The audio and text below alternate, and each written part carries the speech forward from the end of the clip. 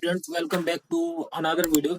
And ये जो video होने वाला है इसमें मैं आपको बताने वाला हूँ कि आपके जो आरजीबीवी एग्जाम है वो तो बहुत नजदीक आ गए हैं, क्योंकि 20 तारीख से आपके सिक्स सेमेस्टर, 20 तारीख नहीं 20 दिन बाद, मतलब 9 जुलाई 2026 से आपके जो six semester and fourth semester के एग्जाम है एंड CSBS फिफ्थ सेमेस्टर के एग्जाम चालू हो जाएंगे।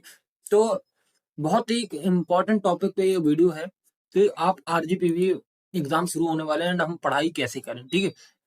सो ये अपना चैनल है, प्लीज आप इसको सब्सक्राइब कर लेना। एंड यहाँ पे आपको सारे इंपॉर्टेंट टॉपिक्स एंड सारे नोट्स कैसे लेना है, सारी चीजें मैं बताऊंगा कि आपको इम्पोर्टेंट क्वेश्चन कैसे मिलेंगे, इम्पोर्टेंट नोट्स कैसे मिलेंगे।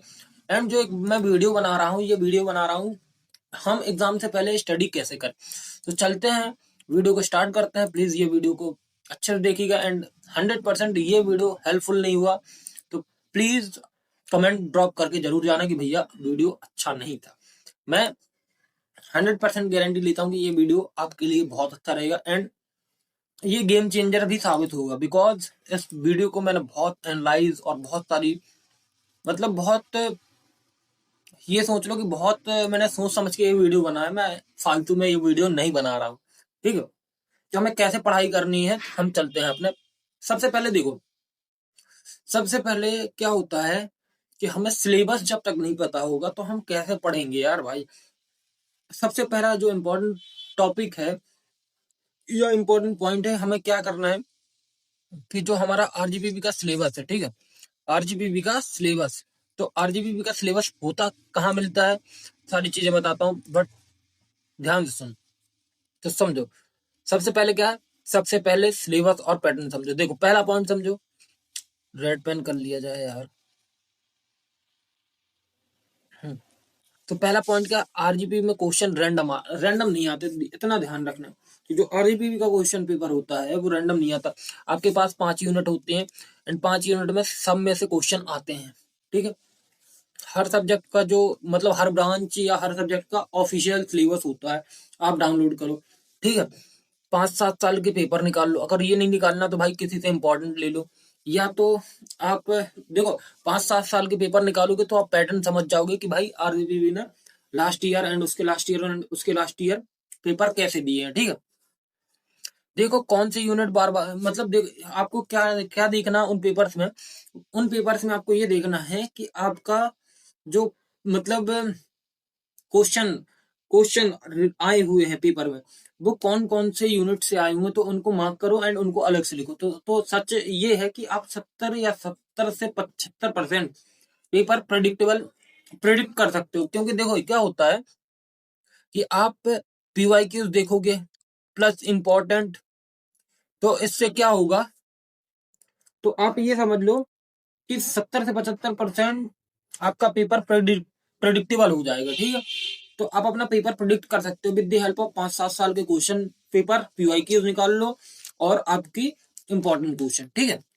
अब इंपॉर्टेंट क्वेश्चन कैसे मिलेंगे वो मैं आपको बता दूंगा नेक्स्ट वीडियो। अब देखो जो आपकी यूनिट्स हैं, यूनिट्स को 3 कैटेगरी में बांटो, जिनको मतलब मैं समझाता हूँ कि हर सब्जेक्ट में देखो, हर एक सब्जेक्ट के यूनिट को इस तरह से क्लासिफाई करो। जैसे ए, देखो आपके पास PYQ देखोगे तो हाई हाई वेटेज वाला यूनिट आएगा और मीडियम आएगा और एक लो वेटेज वाला आएगा। तो अपन को क्या करना है, जो हाई वेटेज वाला है वो अपन को पहले पढ़ना है एग्जाम में। सपोज ये समझ लो जैसे 1, 2, 3, 4, 5, तो ये 3 यूनिट हाई वेटेज की है एंड उसके बाद फिफ्थ यूनिट मीडियम है एंड आपका फोर्थ यूनिट लो वेटेज का। तो आपको first, second, third and fifth करनी है, देन बाद में फोर्थ करनी है। तो एग्जाम से पहले आप फुल डेप्थ, सिलेक्टिव और सिर्फ ओवरव्यू देखो।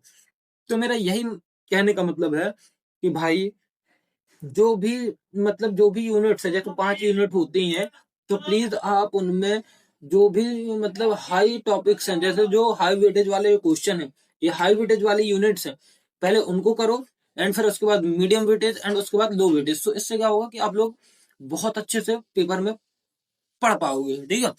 तो नेक्स्ट पेज, आरजीपीवी के लिए नोट्स कैसे बनाना है, ठीक है। देखो आरजीपीवी के लिए नोट्स कैसे बनाना चाहिए, ये मैं पॉइंट इसलिए ऐड किया हूं कि आप ध्यान से समझना कि अगर देखो आरजीबी में चेकिंग डायरेक्ट होती है, इसलिए नोट्स भी वैसे बनाओ। देखो अगर आप नोट्स बनाओगे तो आप उसमें हेडिंग प्लस सब हेडिंग ऐड करोगे, तो यही आदत आपकी सेम रहेगी। तो आप पेपर में क्या करोगे, हेडिंग बनाओगे, फिर उसके बाद लिखोगे, फिर आप उसके बाद क्या करोगे, सब हेडिंग करोगे, सब हेडिंग के बाद आप उसको डिफाइन करोगे। ठीक है, डिफाइन करने के बाद आप उसमें डायग्राम बनाओगे, तो आपकी नोट्स में अगर डायग्राम हुआ तो तभी तो आप उसमें जाके बना पाओगे। और डेरिवेशन हो गए या स्टेप पॉइंट स्टेप्स हुए तो वो आप कर पाओगे। तो मतलब नोट्स बनाने का ये फायदा मिलता है कि आप जो जो अपने नोट्स में लिखोगे, सपोज आपसे किसी ने पूछा व्हाट इज कंप्यूटर नेटवर्क, तो कंप्यूटर नेटवर्क आपने डिफाइन किया, कंप्यूटर नेटवर्क ये कहलाता है। देन आपने कंप्यूटर नेटवर्क के टाइप डिफाइन कर दी, टाइप डिफाइन करने के बाद उनको उनकी जो सब हेडिंग है टाइप की, तो उनको हेडिंग बना के बना दिया। फिर आपने उसके प्रोटोकॉल डिफाइन कर दिए, डायग्राम बना दिया, और उसके जो इंपॉर्टेंट पॉइंट्स है वो बना दिया। अगर कोई डेरिवेशन है तो वो लिख दिया। तो इससे क्या होगा कि जो चेक करने वाला है ना, आपको बहुत अच्छे मार्क्स दे के जाएगा 7 नंबर पे। ठीक है, तो हर हर आंसर के लिए 5-6 पॉइंट, मतलब पैराग्राफ में अच्छे से लिखो, डायग्राम बनाओ और एग्जाम्पल अच्छे से अच्छा दो। एंड एडवांटेज डिसएडवांटेज और क्या बोलते हैं, कैरेक्टरिस्टिक यूजेस एप्लीकेशन, जितना भी आपको आता है सब पेपर में लिख के आओ। ठीक है, आई होप ये वाला भी पॉइंट क्लियर हो गया होगा। अब आता है न्यूमेरिकल सब्जेक्ट में, जैसे मैथ हो गया, नेटवर्किंग हो गया, इलेक्ट्रिकल हो गया, स्टेट्स हो गया। यहाँ रट्टा काम नहीं करता। देखो जो आपके न्यूमेरिकल सब्जेक्ट हैं, जो न्यूमेरिकल सब्जेक्ट है, इतना ध्यान रखना, यहाँ पे रट्टा काम नहीं करता। अगर आप सोचो कि हम रट के जाके पेपर दे आएंगे न्यूमेरिकल सब्जेक्ट में, भाई कभी नहीं निकल पाएगा। ठीक है, कभी नहीं निकल पाएगा, 100% मेरी गारंटी है, ध्यान रखना।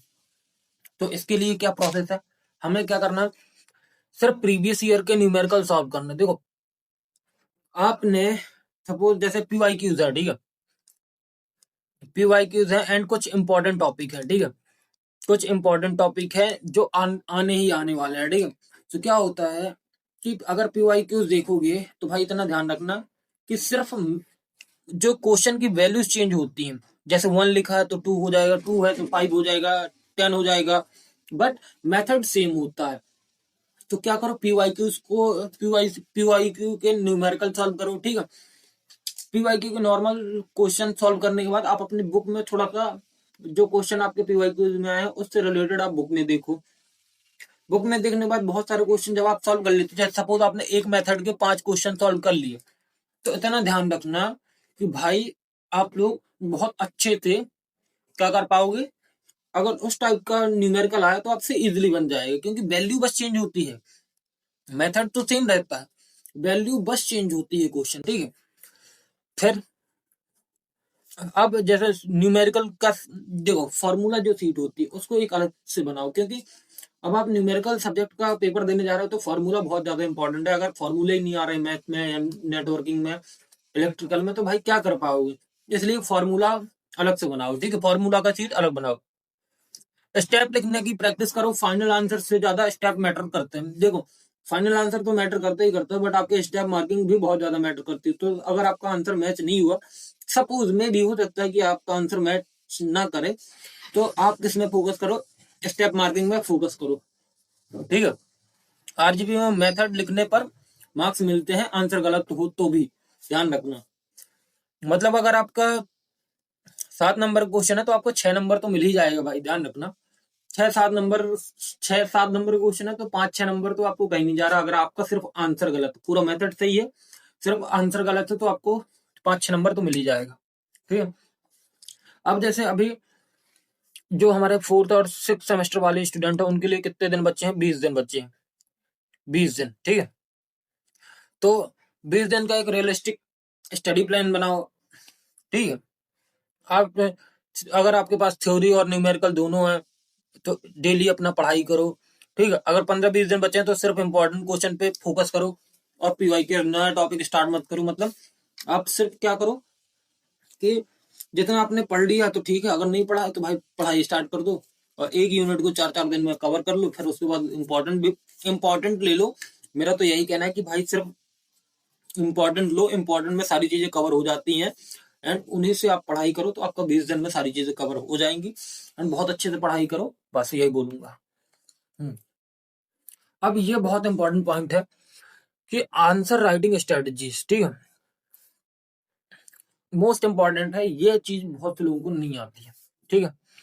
तो पहला पॉइंट हमने क्या है, पेपर में लिखने का तरीका ही मार्क्स डिसाइड करता है। देखो ये बहुत बड़ा पॉइंट है जो मैंने लिखा कि पेपर में आप जो लिखते हैं ना, वही डिसाइड करता है कि आपको मार्क्स मिलेगा कि नहीं मिलेगा। आप सपोज एक बात बताता हूँ, एक गंदी जगह है, एक गंदी जगह है और एक अच्छी जगह है। आप गंदी जगह में बैठना पसंद करोगे, अच्छी जगह में, ठीक है। तो इससे ये समझो कि अगर आपकी कॉपी अच्छी होगी, आपने अगर एक दो पॉइंट मिसमैच भी कर दिए होंगे तो आपको पॉइंट नंबर अच्छे मिलेंगे। बट आप अगर आपकी कॉपी गंदी होगी, आपने चाहे जितना अच्छा लिखा हो, बट आपके मार्क्स काट लिए जाएंगे, ठीक है। हमें क्या ध्यान देना है, neat and clean hand writing लिखना है, ठीक है। हर क्वेश्चन के बीच में गैप, बट मैं ये बोलूंगा कि क्वेश्चन के बीच में गैप नहीं। अगर एक क्वेश्चन नीचे खत्म हो रहा है तो उसको नेक्स्ट पेज से स्टार्ट करो, मतलब आंसर नंबर टॉप पे दिखना चाहिए, सबसे ऊपर क्वेश्चन पेपर कॉपी के, ठीक है। डायग्राम को पेंसिल से बनाओ और उनको बॉक्स में बंद करो, इससे जो एग्जामिनर होगा उसको हाईलाइटेड होगा। कीवर्ड्स को अंडरलाइन करो, हाईलाइट करो, और जो आपके हेडिंग्स है उनको अंडरलाइन करो, इंपॉर्टेंट पॉइंट को अंडरलाइन करो। ये सारी चीजें गोल्डन रूल समझ लो, ठीक है। एग्जामिनर को दिखना चाहिए कि तुम्हें कॉन्सेप्ट आता है, भली लैंग्वेज परफेक्ट ना हो। मतलब अगर आपका इंग्लिश थोड़ा एज आर एम का प्रॉब्लम हो गया तो चल जाता है, बट आप कॉन्सेप्ट थोड़ा सही लिखो कि कॉन्सेप्ट आपको आता है। मतलब एग्जामिनर को दिखना चाहिए हाँ भाई इसने डिफाइन अच्छे से किया है, डायग्राम अच्छे से बनाया है, टाइप अच्छे से लिखे, कैरेक्टरिस्टिक अच्छे से लिखे, टाइप को डिफाइन अच्छे से किया है, एडवांटेज डिसएडवांटेज एप्लीकेशन यूजेस, ये सारी चीजें उसने बहुत अच्छे से लिखी है। तो प्लीज ये सारी चीजें लिखो, ठीक है। एक दिन पहले क्या ना करें, तो आपको गलतियां बता रहा हूं कि आप एक दिन क्या नहीं करना है, गलतियां क्या नहीं करना। न्यू बुक को कभी मत खोलना पेपर के एक दिन पहले, दिमाग खराब हो जाएगा। सपोज शिवानी रखी है, बुक रखी है, सिर्फ क्या करना है, अपने जो नोट्स बनाए, शॉर्ट नोट्स देखो, फॉर्मूला देखो, डायग्राम देखो। एक दिन पहले क्या करें, ठीक है। न्यू बुक तो बिल्कुल नहीं खोलना है, सिर्फ आप अपना नोट्स ध्यान दो, फॉर्मूला देखो, डायग्राम देखो, मतलब अपने नोट्स को देखो। और क्या बोलते हैं, अपना नोट्स देखने के बाद अपना डायग्राम देखो और अपने क्या देखो, फॉर्मूला देखो, ठीक है। प्रॉपर स्लीप लो, वरना याद किया गया सब ब्लैंक हो जाता है या पेपर में नींद आने लगती है, ऐसा हो जाता है, ठीक है। अब नेक्स्ट पॉइंट है कॉमन मिस्टेक जो स्टूडेंट करते हैं, ठीक है। पेपर से पहले क्या करते हैं, कॉमन मिस्टेक, सिर्फ गाइड को रटते हैं। तो प्लीज शिवानी तो बिल्कुल ना रटे, क्योंकि उसमें इतने भयंकर आंसर है कि आप भूल जाओगे।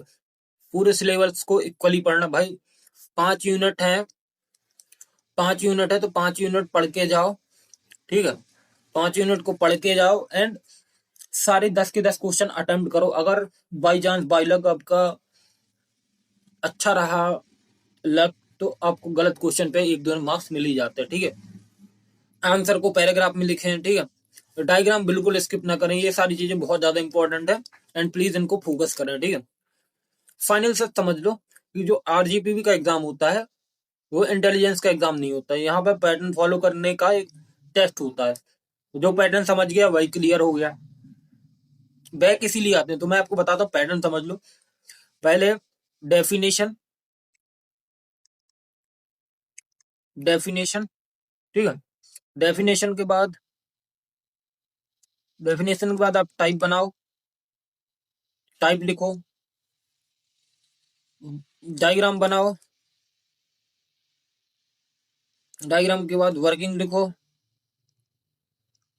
हमें क्यों जरूरत पड़ रही है, इसकी नीड क्या है, ठीक है। टाइप को डिफाइन करो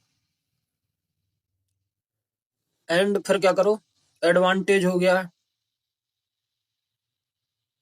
डिसएडवांटेज हो गया, ठीक है, एंड यूजेस हो गया। ये सारी चीजें लिखो, एप्लीकेशन हो गई, ये सारी चीजें भाई अगर आप इतना सब लिखते हो ना, तो इतना समझ लो कि आप पैटर्न समझ चुके हो एंड आप बहुत अच्छे से पास कर पाओगे, ठीक है।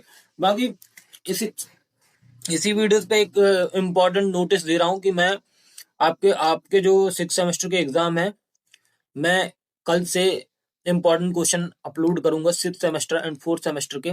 तो प्लीज जिनको भी वीडियोस देखना हो या इम्पोर्टेंट नोट्स खरीदने हो, तो प्लीज आप मेरे से हैंड रिटन नोट्स भी परचेज कर सकते हैं, जो कि आपको बहुत कम कॉस्ट में पड़ेगा। तो प्लीज अगर आपको हैंड रिटन नोट्स चाहिए तो प्लीज आप मेरे को डीएम करिए, इंस्टाग्राम, व्हाट्सएप या कहीं पे भी। एंड मैं आपको फ्री ऑफ कॉस्ट आपको क्या प्रोवाइड करूंगा, इम्पोर्टेंट क्वेश्चन। तो 9 तारीख को आपका पेपर है, एंड 9 तारीख के पहले हम आपको सारे इंपॉर्टेंट क्वेश्चन दे देंगे। तो बाकी अगर ये वीडियो अच्छा लगा हो तो please do like, subscribe and share. अपने दोस्तों को जरूर भेजना भाई, कि आप ये मिस्टेक ना करें पेपर में, ठीक है। बाकी चैनल को सब्सक्राइब कर देना।